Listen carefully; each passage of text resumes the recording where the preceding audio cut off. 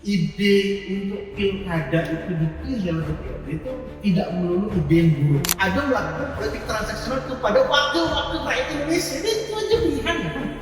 Yang paling penting yang dilakukan adalah mengedukasi rakyat agar rakyat itu tidak terbuai dengan politik uang.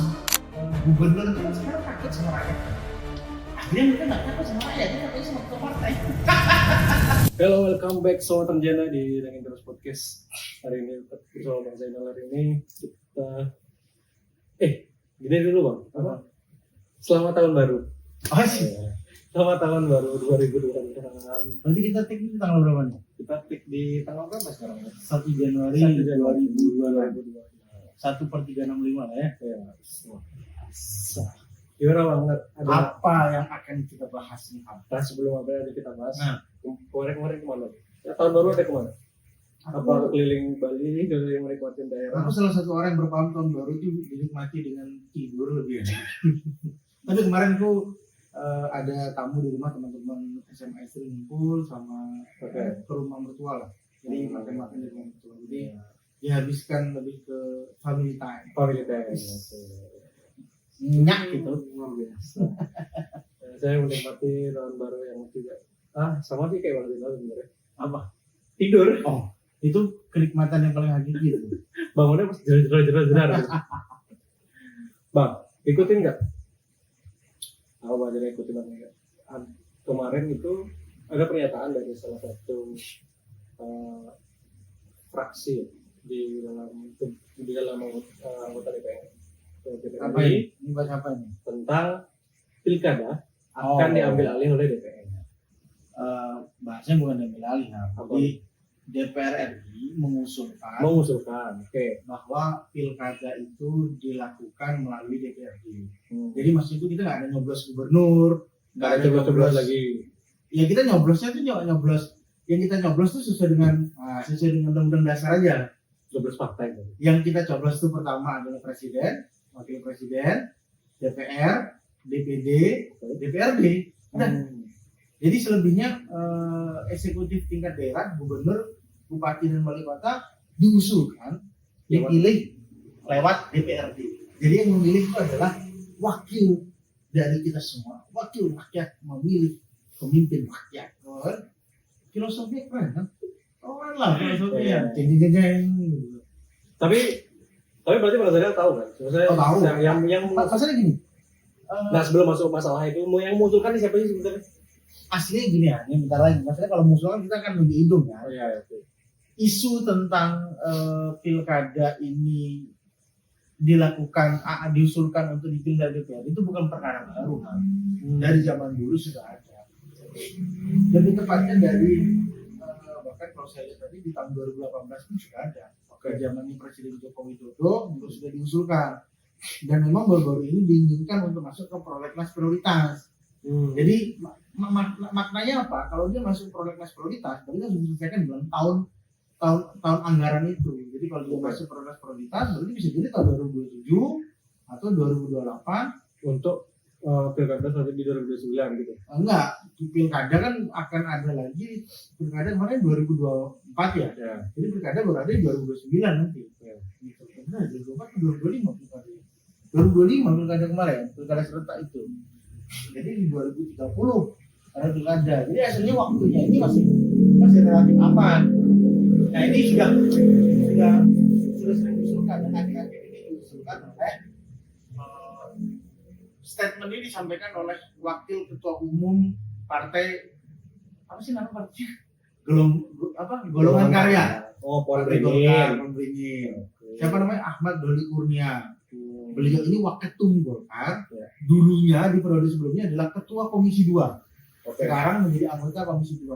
Kenapa penting Komisi 2? Karena Komisi 2 yang bahas tentang pilkada, yang pembahasan tentang otonomi daerah. Komisi 2 juga yang bahas masalah tentang pemilu dan sebagainya di Komisi 2. Makanya dia ngasih statement itu.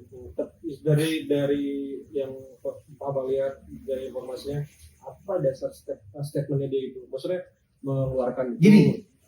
Ini aku coba urgentivitasnya. Nah ini aku coba mengutip ya bahwa dikatakan bahwa ini harus tampilin partai Golkar itu partai golongan karya itu sudah melakukan kajian cukup lama karena bahkan mereka sudah Ini aku ambil di mana ya? Tempo apa di mana ya? Dari Tempat bahwa Golkar itu sudah membentuk tim kajian selama 1,5 tahun. Bayangin, berarti mereka serius banget mengkaji secara yuridis, sosiologis, faktor ekonomis, filosofi dan sebagainya yang menyatakan bahwa sebaiknya atau urgennya pilkada itu dipilih oleh DPRD. Alasannya ada beberapa hal. Yang pertama adalah efisiensi biaya. Maksudnya apa? Nanti kita bahas satu-satu ya. Ya karena menghemat anggaran negara. Karena penyelenggaraan pemilu itu banyak habis itu. Iya. Dari negara loh ya. Iya. Negara menggelontorkan uang untuk Negara aja loh ya. ya negara belum yang lain Belum ya. yang lain. Bokir sebagainya. Negara itu menggelontorkan uang untuk perhelatan pilkada itu besar sekali. Nah maksudnya biar tidak membebani negara, efisiensi anggaran lah bahasanya. Kita nggak ngambil sudut pandang dari peserta pemilunya, dari beban negaranya itu udah banyak. Agak fair lah ya kita banyak. Yang kedua, penyederhanaan proses. Jadi nggak pakai tanding aling-aling, karena penyederhanaan proses ini berkesinambungan dengan kualitas pemimpin. Karena gini, terkadang itu partai politik itu nggak punya pilihan dia memilih calon yang akan diusung dalam pilkada. Pasti yang dipilih utama kan yang punya elektabilitas paling tinggi. Ya. Belum tentu orang yang punya elektabilitas tinggi paham pemerintahan, punya ilmu tentang pemerintahan dan bisa memimpin. Sedangkan kalau kader partai kan udah teruji ini, bibit bobotnya kemampuannya untuk memimpin negara, memimpin daerah. Itu maksudnya, gitu loh. Oke. Dan yang keempat ini mereka bahkan bisa ngeklaim ini potensi penguatan demokrasi. Wow. Karena apa loh? Kedaulatan itu kan tertinggi di tangan. Ya, kayak. Nah, siapa rakyat itu? Dulu. Kalau partai politik. Iya, Loh, karena yang bisa memberikan wakil rakyat siapa? Partai politik, Oke. Jadi kalau wakil rakyat itu siapa? Partai politik. Berarti secara kontrario rakyat itu diwakilkan oleh wakil rakyat. Yang wakil rakyat itu dilahirkan oleh partai politik. Partai politik itu rakyat, bos. Gak suka kali aku dapat sini sebenarnya. Tapi kalau dasarnya adalah penguatan demokrasi, aku nggak maksudnya kurang, kalau Bang Zila kurang spesifik menjelaskannya menurutku ya. Kalau spesifik kelihatan banget kurangnya banyak. Tapi Bang, dari semua oke lah kalau kajiannya mungkin melalui 1,5 tahun dan segala macam. Terus apakah mekanisme dari yang akan dilakukan oleh DPR itu akan menjamin tentang bagaimana di kepala-kepala daerah itu memang yang dihasilkan dari proses fit and proper test yang memang mumpuni. Nah, atau pertanyaannya ada gini. Kalau misalnya ada pertanyaan liar di bawah. Kenapa nggak penyelenggara negara dalam hal ini DPR misalnya sebagai lembaga legislatif melalui fit and proper test dari ada panelis gitu? Itu kan untuk apa? Ya, sekarang kan ada oknum-oknum DPR yang enggak, masalahnya opsi yang kamu bilang tadi DPR itu sering melakukan itu. Contoh pemilihan komisioner KPK. Oh no, ya oke lah. Ya gitu. maksudnya kan emang begitu. Iya, nah, ini kepala daerah. Ini kepala daerah kan kita bahas. Ya kalau pemilihan di Panglima TNI sebenarnya itu oke lah, fit and proper test-nya ada memang. Kita akui itu memang ada. Tapi kan ini kepala daerah nih yang biasa kita lihat prosesnya adalah melalui pilkada. Iya. Kan bukan ada depan segala macam. Kita bisa memilih nih kalau rakyatnya pinter. Iya. Kalau rakyatnya kurang pinter yang dipilih yang jadi pemimpin yang kurang pinter gitu. Gitu kan ya. Oke, tapi ya itu gimana? Gini. Aslinya begini bahwa ide untuk pilkada itu dipilih oleh DPRD itu tidak melulu ide yang buruk. Wow, maksudnya bukan maksudnya pro ya. Oke, apa? Iya, oke. Dengan catatan bahwa partai politik itu benar-benar sebagai manifestasi dari rakyat itu sendiri. Sekarang pertanyaannya adalah seberapa besar kepercayaan rakyat terhadap partai politik? Karena begini. Oke, ketika gubernur atau bupati ini dipilih oleh DPRD. Seberapa besar potensi anggota DPRD berani memilih calon bupati atau calon wali kota atau calon gubernur berdasarkan pilihan hati nuraninya dia atau aspirasi dari rakyat pemilihnya dia. Ya. Sedangkan fraksinya dia atau fraksi gabungannya dia memilih calon yang lain. Contoh begini, ada calon A, ada calon B. Ya kan praktik negara kita kan kayak gitu ya. Ini aku adalah anggota DPRD dari partai A. Ya. Sedangkan pimpinan partaiku bilang, pilih kamu yang A ya. Sedangkan hati nuraniku tuh yang B ya. Rakyat yang milih aku tuh ketika aku turun ke masyarakat itu, siapa yang pilih yang B pilih? Seberapa berani dan seberapa bisa dijamin anggota DPRD yang berani memilih tidak sesuai dengan keputusan partai atau fraksinya, dan seberapa terbuka hal-hal itu. Kalau itu nggak bisa terbuka, mau gimana? Berarti yang milih partai politik, bos, bukan anggota DPRD. Sekalian aja diganti, gubernur dipilih oleh parpol, gitu aja. Ya. Kan gitu poinnya. Gitu loh. Berarti lebih misalnya, kan karena kita sering lihat nih dalam proses praktek bernegara kita, kalau kita melihat bagaimana kita lihat nih arus politiknya, kita lihat dulu dari bagaimana antara fraksi-fraksi ini bersatu kan. Ya, ada membentuk koalisi. Makanya perlu kita lihat ya. Sebentar dulu, untuk koalisi kan. Nah, dalam hal ini berarti ketika misalnya DPR, kan kayak tadi itu contoh case-nya misalnya adalah ya, ini semisal ya, semisal case-nya seperti itu. Dalam tubuh fraksi ini, anggota DPR ini harus mengikuti fraksi yang disesuaikan kan gitu, disesuaikan di pimpinan partai politiknya lah. Dengan ininya lah, gitu maksudnya lupa lagi namanya. Itu kan ada potensi loh. Apa? Potensi korupsi transaksionalnya nanti. Emang kalau pilkada langsung nggak ada potensi korupsi transaksional? Iya, pasti ada. Terus apa bedanya dong? Loh, kan bahasanya gini. Kalau misalnya terus berarti kan potensinya lebih besar dong. Sekarang begini pilihannya, ini dugaan ya, masih terlalu berbahaya bahasanya. Melakukan politik transaksional kepada seluruh rakyat Indonesia, atau melakukan politik transaksional kepada wakil-wakil rakyat Indonesia. Ini itu aja pilihannya kan. Aman gak ya? Dugaannya begitu. Oke. Tapi aku yakin beberapa pilkada bersih. Mungkin ada beberapa pilkada ya itu dugaan aja lah. Mungkin terjadi politik transaksional itu. Mungkin. Kan itu pilihannya. Kamu melakukan politik transaksional kepada seluruh rakyat Indonesia, atau kamu melakukan politik transaksional dengan wakil rakyat Indonesia. Tapi maksudnya kita tidak mengkerdilkan. Tapi memang kita harus disclaimer lah bahwa prinsipnya adalah kalau mau melakukan pemilihan kepala daerah melalui DPRD, ya harus dibangun pertama adalah DPRD itu benar-benar sebagai wakil rakyatnya. Kalau nggak gitu, nah masalahnya gini, ini kritiknya ya. Yang pertama adalah jelas mengurangi kedaulatan rakyat. Iya dong.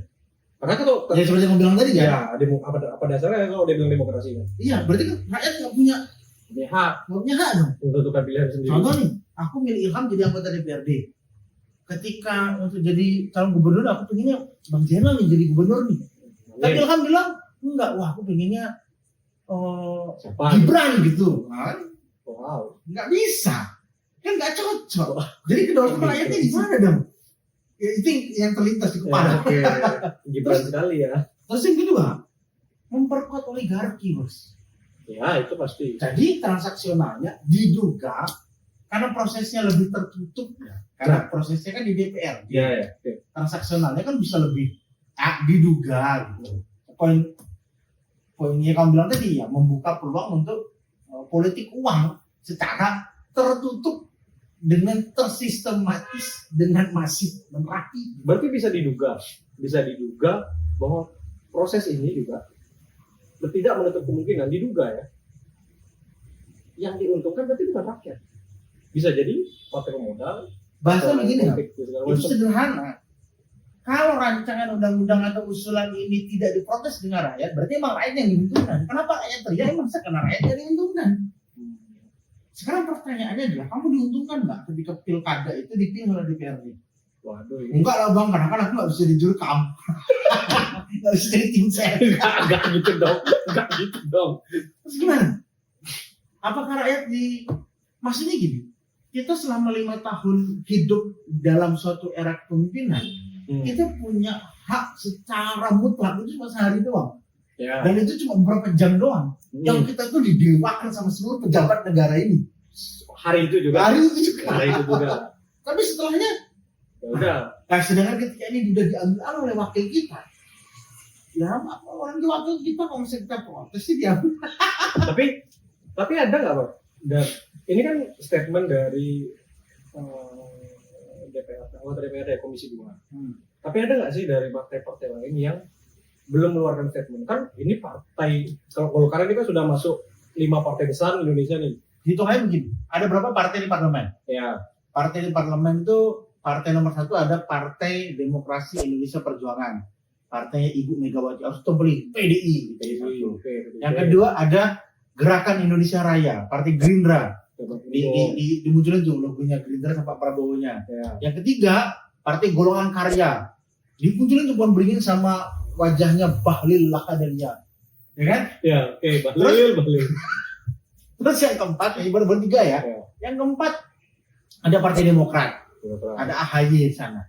Habis itu ada Nasdem, ada Surya Paloh di sana. Ada Partai Amarat Nasional, Zulkifli Hasan. Habis itu ada apa tadi? Golkar, Gerindra, PDI, Nasdem, Demokrat, PAN, PKB, Muhaimin Iskandar, dan PKS tadi, Dr. Al-Muzammil Yusuf. Kalau sebelumnya Sohibul Iman ya, Al-Muzammil Yusuf. Nah, dari partai itu yang kita baca berdasarkan media ya, yang sudah terbuka mendukung dari Golkar itu hampir semua partai. Yang belum berstatement setahuku ya ada 2. Yang satu PKS katanya masih mempelajari, tapi nggak tahu yang terupdate apakah dia sudah setuju atau enggak. Yang satu adalah PDI belum memberikan komentar terkait usulan ini. PDI ya. Tapi kalau seandainya 2 partai ini pun menolak, ya tetap gol ini. Iya, karena kan dari 5+1 kan gitu. Ya itu dilihat aja berapa komposisinya. Ya gol lah. Udah 70% lebih gitu. Apalagi kalau PKS pada akhirnya masih. Karena sejatinya kalau kita mau hitung-hitungannya, partai oposisi itu secara normatif partai oposisi itu Nasdem sama PDI aja. PDI kan oposisi strategis lah. Iya, betul. Karena dia akar rumput kan. Nggak kalau apa namanya kalau kebijakannya bagus ya didukung gitu. Tapi secara prakteknya hampir nggak punya oposisi nih. Prabowo Subianto ini gitu lah. Bang Zara punya gambar atau punya informasi nggak bahwa praktek dalam proses pilkada atau dalam proses pemilihan kepala daerah itu yang beban negara itu berapa sih anggarannya Bang yang bisa dikeluarkan itu? Harusnya aku baca tuh besar sekali kalau nggak salah. Nih Sugiono, sekjennya di Gerindra bilang Sugiono menyebut dana hibah dari APBD untuk pelaksanaan pilkada 2015 aja ya. Okay. Itu mencapai hampir 7 triliun. Bahkan di tahun 2024 ketika pemilu kemarin, pilkada kemarin, anggaran itu pilkada melonjak menjadi 37 triliun. Nah, uangnya kan mending dipakai makan bergizi gratis. Luar biasa. Oh enggak dong, jangan makan bergizi gratis. Pendidikan gratis. Kenapa ada limpahan ke Sumatera? Untuk Sumatera bisa ke Sumatera, pendidikan gratis, kesehatan gratis, daripada toh juga kalau udah kepilih ya gitu-gitu aja. Tapi Bang, apakah penghapusan pilkada langsung misalnya itu bisa melemahkan partisipasi politik rakyat? Berdasarkan sejarah ya, dulu pernah kan di zaman yang era Orde Baru kan. Ya memang iya jawabannya. Jawabannya memang sorry tadi, Al-Muzammil Yusuf itu menggantikan Ahmad Saihu. Ya, Ahmad Saihu menggantikan Sohibul Iman dari salah. Ya bisa. Karena pada akhirnya rakyat merasa sudah lah. Dari DPR itu lah. Sudah lah. Memang pada akhirnya membuat itu. Makanya aslinya para aktivis itu kan berpikiran bahwa kenapa ini harus kita bicarakan dan kita ungkapkan. Ini menjadi buah si malakama. Di sisi lain rakyat kita juga kualitasnya belum siap untuk memilih mana pemimpin terbaik. Terbukti dengan banyak terpilihnya pemimpin yang kurang baik. Tapi di sisi lain banyak juga kok lahir pemimpin yang baik. Jadi kita harus kasih kepercayaan penuh kepada rakyat kita. Yang paling penting yang dilakukan adalah mengedukasi rakyat agar rakyat itu tidak terbuai dengan politik uang. agar tidak terbuai dengan politik transaksional. Dan dia bisa melihat ketika memilih pemimpinnya, lihat bibit bibit bobotnya, idenya, kemampuannya, itulah. Misi-misinya kan. Jadi tugas yang paling penting negara ini adalah mencerdaskan kehidupan bangsa. Tapi ini persepsi liar pula. Apa? Kalau dari semua itu, dari misalnya ya disepakati lah pilkada itu diambil alih oleh DPR. DPRD secara tidak langsung pendidikan politik terhadap rakyat itu kan jadinya tidak ada, bahkan dampaknya jadinya enggak. Pilihannya adalah kalau rakyat itu mau merubah atau membuat suatu kebijakan secara politik, ya dia harus menjadi kader politik, kader partai politik lah. Iya dong, sekolah partai lah. Emang pilihannya cuma harus jadi sekolah. Lah, masalahnya kamu nggak mungkin dipilih kalau nggak ada partai politik. Iya, ini kan bukan ngomong, kan ini ngomong rakyat bang. Kalau partai kan sudah dalam komunal yang tertentu. Bisa jadi kan kamu bilang asumsi liar ya. Kok aku bisa menjawab dengan asumsi liar juga kan? Ya berarti harapan mereka semua rakyat Indonesia itu menjadi anggota partai politik. Tapi kalau dampaknya terhadap rakyat, rakyat makin apatis mau politik akhirnya. Bisa jadi rakyat semakin apatis. Yang kedua, gubernur itu kan sekarang takut sama rakyat ya. Akhirnya mereka nggak takut sama rakyat, dia takut sama ketua partai. Iya juga ya. Karena gini ya, gubernur saat ini adalah mandatoris rakyat. Ya. Jadi gubernur nggak bisa dimakzulkan oleh DPRD karena bukan mandataris DPRD. Tapi kalau gubernur itu dipilih sama DPRD, dia kan bisa menjadi mandataris DPRD. Nah kalau DPRD bilang nggak suka, udah rapat paripurna DPRD kita ganti di gubernur. Kan bisa dong. Karena dia mandataris DPRD bukan mandataris rakyat. Ketika mandataris rakyat itu sulit bos. Karena mandataris rakyat itu hanya bisa tercapai dalam pemilihan umum. Dari mana dong mandataris rakyat terbesar? Kecuali dalam konteks kita presiden ya. Presiden bisa dimaksudkan oleh Majelis Permusyawaratan Rakyat, tapi dengan ukuran yang lebih rigid. Banyak lah. Ada ya kayak gitu kondisinya. Tapi kalau ini jelas-jelasan mandataris DPRD, kekuasaan tertinggi ada di DPRD dong. Berarti gubernur itu di bawah DPRD. Nah DPRD ini anak buahnya siapa? Ya dong. Oh enggak dong. Anak buahnya Ibu Mega, Prabowo Subianto, Surya Paloh, Bahlil lah ada dia, etc. Gitu kan? Berarti semakin memperlebar jarak antara kepala daerah dengan rakyatnya berarti. Secara tidak langsung gini berarti. Kepala daerah nggak bertanggung jawab kalau kemudian ya. Iya juga. Maksudnya, aduh jadi. Tapi mungkin mereka pasti partai politik kan kita harus berpikir positif ya, partai politik itu pasti berpikir tentang kemajuan bangsa, berpikir tentang nggak mungkin mereka berpikir tentang golongan mereka sendiri lah. Orang-orang partai politik siapa tahu mereka memang ada orang negarawan yang sejati yang memikirkan bangsa dan rakyatnya sangat tinggi dan mengedahulukan kepentingan rakyat daripada kepentingan dirinya dan kelompoknya. Cocok om bikin partainya deh. Jadi kesimpulannya apa? Kalau dari kamu? Kalau aku nggak sepakat. Apapun, misalnya gini. Kalau misalnya bahasanya adalah karena anggarannya terlalu besar atau apapun segala macamnya, ya udah. Apa solusi? Kalau udah masalah anggaran ya apa solusinya? Habis uang di sana. Ya efisiensi itu kan nggak harus gimana ya? Kalau kita bilangnya anggaran yang dikeluarkan segitu besarnya itu sebenarnya gitu. Akomodirnya itu untuk apa aja kan? Jadi kita juga sebagai rakyat kadang jarang tahu. Kan penyelenggara pemilu banyak. Apa untuk bayar KPU? Ya KPU, petugas KPU, Bawaslu, petugas pengawas ini, pengamanan sebagainya. Kan banyak itu bos. Banyak. Belum peserta pemilu, peserta pilkada harus mengeluarkan uang yang besar juga kan?